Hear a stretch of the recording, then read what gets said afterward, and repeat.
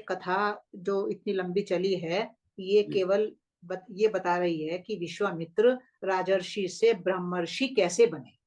उनकी साधनाएं, उनकी साधनाओं का क्रम ही बताया जा रहा है लगातार। शंकु की कथा में ये बताया जा रहा था कि विश्वामित्र जी राजर्षि से ब्रह्मर्षि होने के लिए तपस्या कर रहे हैं, पर अभी उनकी साधना बहिर्मुखी है।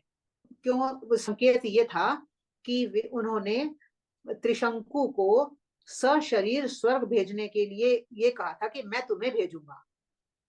सशरीर का मतलब होता है कि देहाभिमान में रहते हुए। सशरीर का मतलब ये नहीं है कि जो हमारा भौतिक शरीर है उसके साथ स्वर्ग में भेजना। सशरीर का मतलब होता है कि देह भाव गल नहीं गया है उनका, देह भाव विद्यमान है और देह भाव के गलने पर ही कोई स्वर्ग में जा सकता है। पर विश्वामित्र कह रहे हैं कि मैं तुम्हें देह भाव में रहते हुए ही स्वर्ग में भेजूंगा। तो उस कथा संकेत कर रही थी कि विश्वामित्र जी की जो साधना है वो अभी बहिर्मुखी साधना है। जितने वैज्ञानिक हैं हमारे आज के, सभी बहिर्मुखी साधना वाले हैं। वे क्या क्या, कैसी कैसी सुविधाएं पृथ्वी पर ही स्वर्ग का निर्माण कर रहे हैं। तो इसकी साधना भी बहिर्मुखी साधना है। वही साधना विश्वामित्र जी की थी। उसी उन्होंने नक्षत्रों का, आर्टिफिशियल नक्षत्रों का निर्माण कर दिया, आर्टिफिशियल स्वर्ग बना दिया और को उसमें स्वर्ग में भेज दिया। तो अगर हम उसको वर्तमान संदर्भ में समझना चाहें तो इस प्रकार समझ सकते हैं कि आज सारी सुख सुविधाएं जो वैज्ञानिकों ने हमें दे दी हैं, तो हमारे लिए एक आर्टिफिशियल स्वर्ग का निर्माण हो गया है इस पृथ्वी पर और हम उसमें रह रहे हैं। पर उसमें रहकर भी हम वास्तविक स्वर्ग है, जिसे मोक्ष भी कहा जा सकता है, हम उसकी तरफ नहीं जा सकते, क्योंकि अभी हमारी जो साधना है वो केवल बहिर्मुखी है। बहिर्मुखी का मतलब होता है अभी हमारी इंद्रियां सारी बाहर की तरफ ही हैं, हम अंतर्मुखी नहीं हुए हैं। तो जब तक हम बहिर्मुखी हैं, अंतर्मुखी नहीं हुए हैं, तब तक एक आर्टिफिशियल स्वर्ग में रह रहे हैं। पर त्रिशंकु की कथा से ये संकेत किया गया था कि विश्वामित्र जी की तपस्या जो चल रही है वो अभी बहिर्मुखी ही है। अब शंकु क्या तो वो स्वर्ग में पहुंच पाया और ना वो पृथ्वी पर भोग साधनों में ही रह पाया, जैसी हमारी स्थिति है। हम भी राजा त्रिशंकु की तरह ही हैं। ना तो हम मोक्ष की तरफ जा पा रहे हैं और ना हम इन विषय वासनाओं को पूरी तरह से भोग ही पा रहे हैं, क्योंकि हमारी मन में इच्छा तो ये है कि हम स्वर्ग में चले जाएं, पर अभी हमारी सारी इंद्रियां, हमारा मन, हमारी बुद्धि बहिर्मुखी बने हुए हैं। तो इस और संकेत किया था उन्होंने त्रिशंकु की कथा से। अब उनकी तपस्या आगे चलती है और फिर उन्होंने अब और कथा जोड़ दी इसमें, राजा अम्बरीश की। जो अम्बरीश की कथा के द्वारा अब वो ये संकेत कर रहे हैं कि राजा विश्वामित्र की जो तपस्या है वो बहिर्मुखी से अब धीरे धीरे अंतर्मुखता की तरफ जा रही है। अंतर्मुखता की तरफ जा रही है, तो इस बात को उन्होंने एक रूपक के द्वारा समझाने का हमें प्रयास किया है। रूपक क्या बनाया है उन्होंने? यहाँ पर एक यज्ञ का रूपक बनाया है और उस यज्ञ में जो किया जाता है उसमें एक यूप को गाड़ा जाता है। यूप का मतलब होता है जैसे एक डंडा या एक वृक्ष, उसको जमीन में गाड़ा जाता है, उसको कहते हैं यूप। और उस यूप से यज्ञ पशु को बांधते हैं और उस यज्ञ पशु जिसकी बलि देनी होती है उस पशु को उस यूप से बांध देते हैं। तो ये एक रूपक है, ये सत्यता नहीं है, प्रतीकात्मक है। ये प्रतीकात्मक है। ये बात, जो यूप है वो जीवात्मा का प्रतिनिधित्व करता है, यानी यूप है जीवात्मा। और जो पशु को बलि के लिए उस यूप से बांधते हैं वो पशु पाश का प्रतीक है। पाश का मतलब होता है बंधन। जैसे मेरे भीतर राग द्वेष है, तो राग द्वेष मेरी साधना में बंधन स्वरूप है, वो मुझे बांधे हुए है, ये पाश है। तो जीवात्मा को पाश से बांध देते हैं उसका तात्पर्य, उसका संकेत ये होता है कि अब हम यज्ञ कर रहे हैं और हमें इस पाश को समाप्त कर देना है, इसको मार देना है। तो उसमें यज्ञ में रूपक बनाया गया है कि एक यूप बनाओ, उससे यज्ञ पशु को बांध दो और फिर उसकी बलि दे दो। वो यथार्थ है, उसका जो यथार्थ स्वरूप है उसका वो ये है कि जीवात्मा जिस पाश से बंधी हुई है उस पाश को तोड़ देना है, समाप्त कर देना है। अब इस कथा में ये कहा जा रहा है कि यूप तो ठीक है, हो गया जीवात्मा, पर ये पाश कौन सा है? तो जो इसमें इन्होंने शुना शेप की कथा जोड़ी है, तो उससे ये संकेत किया जा रहा है कि जो सबसे बड़ा पाश है जीवात्मा के बंधन का, वो होता है उसका मन। मन ही सबसे बड़ा पाश है हमारा, क्योंकि मन ही तो हमारी इंद्रियों को प्रेरित करता है कि तुम इधर जाओ, इधर जाओ, इधर। मन ही सबसे बड़ा पाश है और इस मन रूपी पाश को ही तोड़ना है, इसकी बलि देनी है। तो जो इन्होंने यहाँ पर एक कथा बीच में डाली है कि अम्बरीश उस पशु को खोजने के लिए इधर उधर जा रहे हैं, सब देशों में, सब नगरों में। तो उन्हें रास्ते में एक मुनि मिले, ऋचिक मुनि, और उनके 3 पुत्र बैठे हुए हैं वहां। उन्होंने कहा कि मुझे अपना एक पुत्र दे दो, इसको पशु बनाऊंगा जिसकी मुझे बलि देनी है। तो वहां कथा में कहा गया है कि उन्होंने कहा कि भाई मैं अपने बड़े पुत्र को तो दे नहीं सकता, क्योंकि बड़ा पुत्र मुझे बहुत प्रिय है। तो क्या कहती है, छोटा पुत्र मुझे प्रिय है, मैं छोटे पुत्र को नहीं दे सकती। और जो बीच का पुत्र है उसका नाम दिया है उन्होंने शुनाशेप। तो ऋग्वेद में इन 3 पुत्रों के नाम भी दिए गए हैं। बड़े पुत्र का नाम वहां पर आया है शुना लांगूल, बीच के पुत्र का नाम आया है ऋग्वेद में शुनाशेप, और छोटे पुत्र का नाम आया है शुनाहा पुच्छ। पर पुराणों ने ये तीनों नाम नहीं दिए, केवल शुनाशेप नाम दिया है, और छोटे पुत्र को कहा है उन्होंने शुनक। तो ये संकेत किया जा रहा है यहाँ पर कि जो ये शुनाशेप है ये मन का प्रतीक है। मन का प्रतीक कहो या मनोमय कोश का प्रतीक है।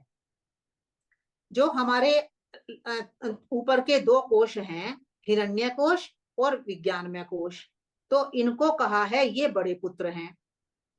फिर नीचे के 2 कोश हैं, प्राणमय कोश और अन्नमय कोश, ये इनको कहा है ये छोटे पुत्र हैं। तो बीच में कौन बचा? बीच में बचा मनोमय कोश। तो जो ऊपर के कोश हैं, हिरण्य कोश और विज्ञानमय कोश, ये तो आत्मा से जुड़े रहते हैं। तो इसलिए कथा में कहा कि ये बड़ा पुत्र तो पिता को प्रिय है, आत्मा को पिता कहते हैं, पिता को प्रिय है। फिर कहा कि जो नीचे छोटा पुत्र है, प्राणमय कोश और अन्नमय कोश, ये माता को प्रिय है। तो प्राणमय कोश और अन्नमय कोश हम सब जानते हैं कि जब हम इन दोनों कोशों में रहते हैं तो हम प्रकृति में ही स्थित है। अभी हम आत्मा की तरफ नहीं उठे हैं, अभी हम अन्नमय कोश में ही जी रहे हैं।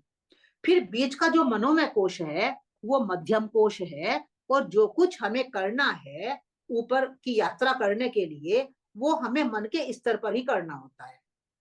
क्या करना होता है? मन हमारा बहुत अपवित्र है, विकारों से भरा हुआ है, तो इस मनोमय कोश को या मन को हमें विकारों से मुक्त करना होता है अगर हमें आत्मा की तरफ यात्रा करनी है। तो कथा में ये संकेत किया जा रहा है कि राजा अम्बरीश ने जो मध्यम पुत्र है शुनाशेप, उसको यज्ञ का पशु बनाने के लिए ले लिया और वो चले गए अपने यज्ञ को पूरा करने के लिए। अर्थात यज्ञ पूरा तब होगा जब मन शुद्ध बना दिया जाएगा। मन पाश रूप है, हमारे ग्रंथों में सब में कहा भी गया है कि मन ही बंधन है और मन ही मुक्त करने वाला है। तो यहाँ पर कहा जा रहा है कि मन बंधन बनता है हमारी यात्रा का। तो अम्बरीश इस शुनह शेप को लेकर चले, पर जहां वो रुके वहां पर कथा कह रही है कि वहां विश्वामित्र जी भी विद्यमान हैं, और विश्वामित्र जी के पास वो शुनहशेप गया और उसने रक्षा की याचना की।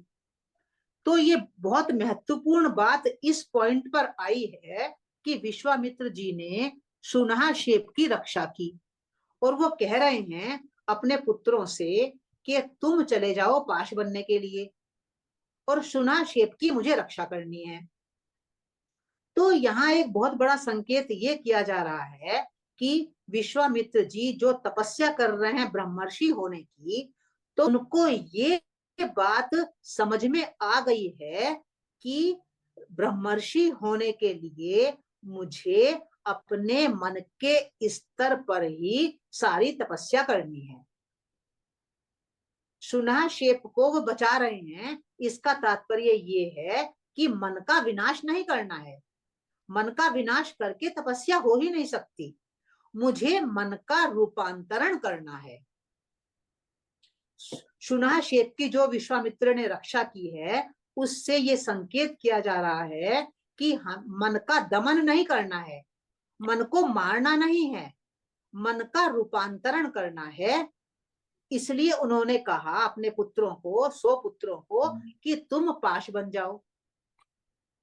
तो संकेत ये किया जा रहा है कि पुराणों में, मैं बार बार ये बात कहती रही हूं कि पुराणों में जहां जहां भी पुत्र की बात आई है, वहां पुत्र शब्द गुण का प्रतिनिधित्व करता है। पुत्र यानी गुण। तो विश्वामित्र जी ने जो कहा कि पुत्रों को कि तुम पाश बन जाओ, यज्ञ यज्ञ पशु बन जाओ, तो वो ये कह रहे हैं कि जो गुण मेरे भीतर अभी हैं, उन गुणों की रक्षा करने से अधिक महत्वपूर्ण है अपने मन का रूपांतरण करना, अर्थात शुनहाशेप की रक्षा करना। यदि मन का रूपांतरण कर लिया जाएगा तो गुण तो व्यक्तित्व में अपने आप आ जाएंगे। इसको समझने की हम कोशिश करें दोबारा कि मान लीजिए मेरे भीतर 10 गुण हैं, 20 गुण हैं, मान लीजिए मेरे भीतर 100 गुण हैं। तो जो 100 गुण हैं, यदि किसी कारण से ये गुण की मैं रक्षा ना करूं, मैं अपने मन को रूपांतरित कर लूं, तो मन को रूपांतरित करने से जो ये 100 गुण हैं, ये तो मेरे भीतर फिर वापस आ जाएंगे। मन को रूपांतरित करना यानी मन को शुद्ध बनाना। जो मेरा मन अशुद्ध है, विकारों से भरा हुआ है, यदि मैं इसको रूपांतरित कर लूंगा, अपने मन को शुद्ध बना लूंगा, तो मन के शुद्ध होने पर 100 गुण, 200 गुण, कितने भी गुण अपने आप मेरे भीतर पुनः वापस आ जाएंगे। तो कथा ये संकेत कर रही है कि विश्वामित्र की जो राजर्षि से ब्रह्मर्षि होने की यात्रा चल रही है, उसमें एक पड़ाव ये आया है कि अब विश्वामित्र जी बहिर्मुखी से अंतर्मुखी हो गए हैं और अब उनका ध्यान इस ओर चला गया है कि मुझे अपने मन को रूपांतरित करना है। ये साधना का दूसरा चरण है। जो उनकी साधना चल रही है ब्रह्मर्षि होने की, उस यात्रा में पहला चरण था, वो बहिर्मुखी थे, जब उसका संकेत उन्होंने त्रिशंकु की कथा से किया, और अब वे अंतर्मुखी हुए हैं, उनका ध्यान मन की तरफ चला गया है, मन को पवित्र करने की तरफ चला गया है, और ये अंतर्मुखी जो साधना है, ये उनकी ब्रह्मर्षि होने की यात्रा का दूसरा चरण है। इस दूसरे चरण का संकेत करने के लिए उन्होंने यहाँ पर इस कथा का समावेश किया है, राजर्षि अम्बरीश की कथा का। राजा अम्बरीश की कथा का मतलब ये है कि जो आपको यज्ञ करना है, श्रेष्ठ होने का जो यज्ञ करना है, उसमें अपने मन को दमन नहीं करना है, मन को मारना नहीं है, महत्वपूर्ण है अपने मन को रूपांतरित करना। तो मन के रूपांतरित करने के लिए उन्होंने यहाँ पर बीच में शुनहाशेप की कथा को जोड़ दिया है।